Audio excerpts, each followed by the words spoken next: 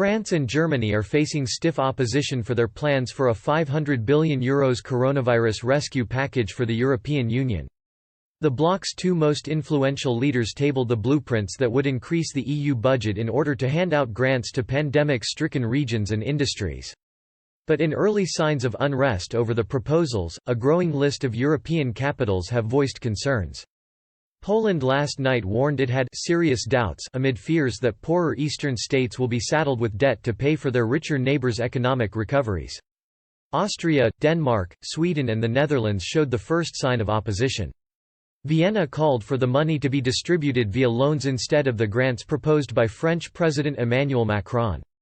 The so-called Frugal Four now look set to also be joined by the Visegrad bloc of countries, Hungary, Slovakia, the Czech Republic and Poland.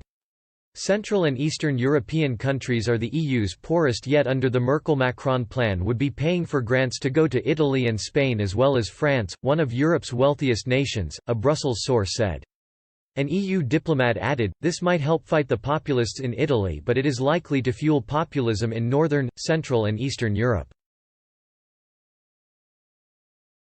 In order to pass, the Franco-German plans needs the support of all 27 EU capitals and the European Parliament.